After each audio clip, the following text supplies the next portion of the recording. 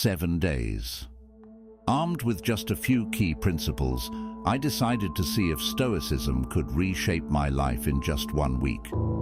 Little did I know, these 10 Stoic secrets would change everything, from how I handle stress to how I find peace, no matter the chaos around me.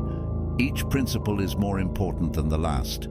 If you miss any, the process won't work. Here's the story. I'd been feeling it for months now, this slow, relentless grind, an invisible weight pressing on my chest. Day by day, it was wearing me down. I was doing everything right, climbing the corporate ladder, keeping up appearances, joining my friends for obligatory drinks on weekends. From the outside, my life looked solid, even enviable. But each morning, a piece of me felt more distant, slipping just beyond my reach. It was as if I were living someone else's life, every choice dictated by some invisible hand, pulling the strings of my routine while my own desires withered in the background. And the worst part, I didn't know how to stop it. That evening, after another draining day, I couldn't bear the thought of going home. The silence of my apartment felt oppressive, ready to close in on me the second I walked through the door. So I kept walking. I barely noticed where my feet were taking me, each step a silent protest against the monotony of my life, against the feeling that I was only a spectator to my own existence. As I rounded a corner, my eyes landed on something unexpected. A small bookstore tucked between 2 tall modern storefronts. It was almost hidden, wedged in the shadows, with dusty windows that glowed faintly from within, casting a warm golden light that seemed at odds with the cold steel and glass around it. The sight stopped me in my tracks. The store looked out of place, like it had slipped through time, and yet I felt drawn to it, as though it had been waiting for me. Without thinking, I stepped inside. The air inside was thick and rich, heavy with the scent of old paper and leather, earthy and grounding. Shelves rose high up the walls, crowded with books that seemed to press forward, eager to share their secrets with anyone who dared to listen. It was quiet, a kind of silence that felt reverent, almost sacred, like stepping into a hidden sanctuary. I'd barely taken a breath before I noticed him, an older man seated at a small wooden desk near the back, his gaze calm and steady, as if he'd known I'd be here all along. He looked up as I approached, saying nothing, only gesturing for me to sit across from him. I hesitated but found myself moving toward the chair. I sat, unsure why I'd come, feeling both exposed and strangely at ease under his watchful eyes. The man introduced himself as Thales. He was unremarkable in appearance, silver hair, kind eyes, a relaxed posture, but there was something in his presence that made him seem deeper, as if he knew things most people didn't, or perhaps as if he could see through me in a way I wasn't ready to accept. His gaze was neither intrusive nor indifferent. It simply was, as if he were fully there in that moment, and I could feel it grounding me, pulling me into some unspoken calm. "You look like someone searching for something," he said, his voice low, resonant. It was the kind of voice that didn't require you to strain to hear it. It settled naturally into the quiet, filling the space with a strange warmth. I almost laughed. It was such an obvious line, but as the words settled over me, they hit something raw. "I'm not sure what I'm looking for," I said, the admission leaving my mouth before I had a chance to censor it. "I just feel like something's missing, or maybe like everything's wrong." He nodded, as though he understood exactly what I meant. "You're not the first to feel this way," he replied, his voice calm, but with a trace of sadness. "The world pushes us toward things we think we want, things we think we need, but much of it has little to do with what fulfills us. I may have something that could help, a way to bring clarity, to align yourself with what matters." There was a stillness in the room as he spoke, an almost tangible feeling of expectation, like I was standing at the edge of something significant. A part of me wanted to dismiss it, to get up and walk out. After all, I didn't know this man. But another part, the part of me that had been suffocating for so long, was desperate, willing to grab onto anything that might pull me out of this slow free fall. Like a self-help book, I said, more out of reflex than anything. Thales chuckled softly, the sound dry but warm, amused. Not exactly. I'd like to share some ideas that can change how you see and experience the world around you. 10 principles from Stoicism, ancient in origin but timeless in their power. They are small actions, yes, but they are radical shifts if you let them be. He paused, watching me carefully. I only ask that you commit yourself to them for a week, just 7 days. Practice them, try them, and see what happens. There was a pause. I searched his face, waiting for the catch, the sales pitch, but there was nothing, just that same steady gaze. 7 days. Just 1 week. I didn't have to believe him. I only had to try. What do I have to lose? I muttered, half to myself. I felt a strange relief in those words, as if I'd finally thrown my hands up to fate, ready to see where it would lead me. Thales nodded as if I'd made the wisest choice imaginable, and with a slight, almost reverent gesture, he leaned forward, his voice dropping to a quieter, more intimate tone, like he was letting me in on a long-kept secret. "Let's begin," he said, and I leaned in, ready to listen. The first principle, he said, was the dichotomy of control. Life, he explained, his voice calm yet powerful, is a chaotic mix of things you can influence and things you cannot. Most people spend their lives stressing over things they can't control, chasing outcomes that are simply not theirs to determine. By focusing only on what you can control, you free yourself from 1,000 tiny chains. His words hit me like a breeze on a stifling day. Control, the thing I felt slipping through my fingers, no matter how hard I tried. Thales suggested that tonight I make a list of my current stresses and divide them between what I could control and what I couldn't. I'd been carrying around this heavy, knotted tension from work, relationships, finances, and my relentless self-criticism. The idea of dividing it all up, like items on a shelf, felt almost thrilling, like finally unburdening myself of the weight I'd been dragging around. It was a relief I hadn't realized I needed. The second principle he called negative visualization. Imagine, he said softly, that you suddenly lost something important, a relationship, a cherished possession, even your health.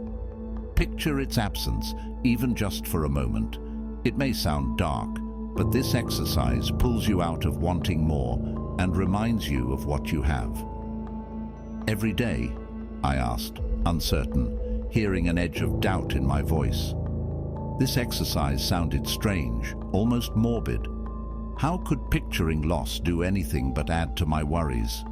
But he nodded, eyes clear, as if he'd seen that doubt before. A few minutes is all it takes. Most people live in a state of constant wanting. This practice brings you back to a place of gratitude for the present. I took a breath, imagining the people in my life, the things I'd taken for granted, and felt a surprising pang of gratitude, warm and undeniable. Then he moved to the third principle, one that struck an even deeper chord in me, memento mori. We often live as though we have all the time in the world, Thales said, his voice tinged with a gentle sadness. Yet none of us knows how long we truly have. This principle urges us to live with urgency, to focus on what truly matters, rather than putting things off until some distant later. He suggested starting each day by reflecting on life's brevity. Let that awareness guide your choices, no matter how small. Identify one meaningful action you can take today.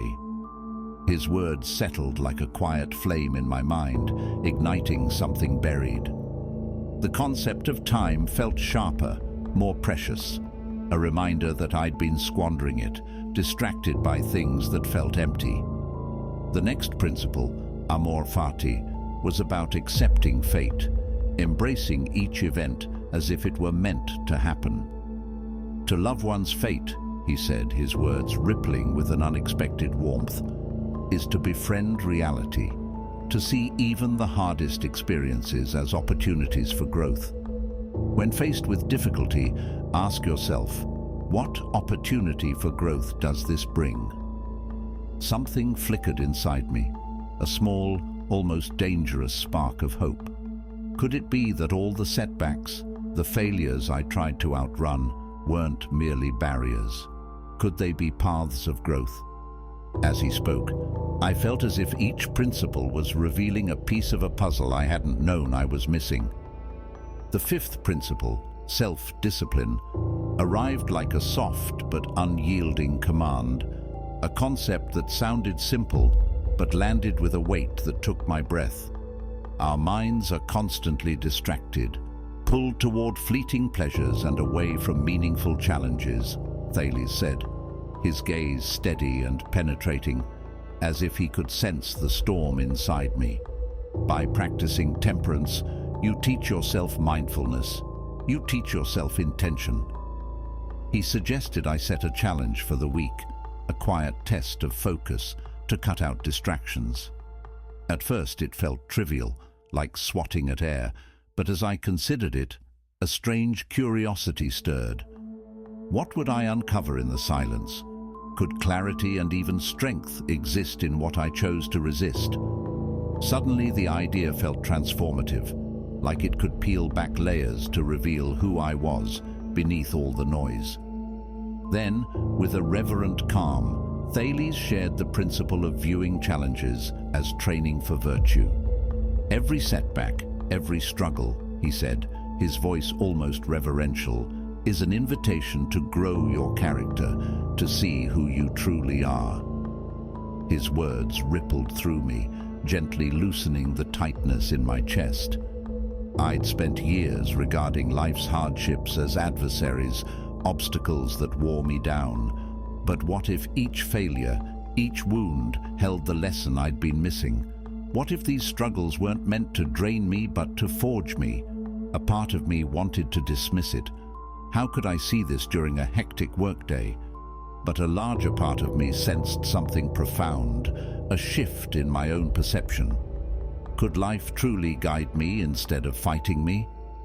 He continued, introducing a liberating principle, silencing the inner critic by shifting focus from thought to action. When your mind fills with self-doubt or criticism, redirect it toward what you're doing, he said, the words piercing but gentle. Your actions, not your thoughts, define you. These words struck to my core. I'd lived too long imprisoned by self-judgment, letting each doubt cast a shadow over my worth. But here was a way out, a chance to step beyond the endless criticism, to find freedom in action, in just living. Then came living in the present moment, and Thales's words felt like a truth I had known but forgotten. Anxiety comes from regrets of the past or fears of the future, he said, each word a slow release. When your mind wanders, anchor yourself here now. Even a single deep breath can draw you back. I took a deep breath right there, filling my lungs, feeling an unexpected clarity settling over me. It felt like rediscovering a lost sanctuary, a stillness I hadn't known in years. The ninth principle, sympathy and empathy, was a call to meet others with compassion. When someone frustrates you, pause and try to see from their perspective. It's not about excusing bad behavior, it's about cultivating patience. I thought about the grudges I carried, the petty irritations, the moments I'd let anger rule my day. His words felt like a key, a chance to release myself from the weight of resentment, to step out of my own world and understand others as they were. not as I wanted them to be. Finally, Thales spoke of living by your principles, not by others' approval. Most people spend their lives chasing the approval of others, trading their own values for acceptance, he said, his voice low and resonant. But your values are your own. Every day, make one choice that honors them. His words echoed in me like a bell ringing deep inside, calling me back to something essential.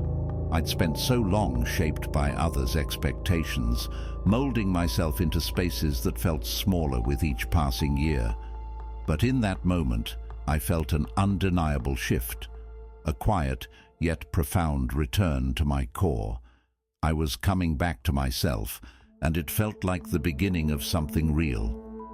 When he finished, I sat in silence, letting it all settle. Thales watched me, his gaze calm and knowing, as if he'd seen countless others before me take these first tentative steps. Remember, these principles won't change your life overnight, he said gently, but give them a week, 7 days. Practice them with intention and see what happens.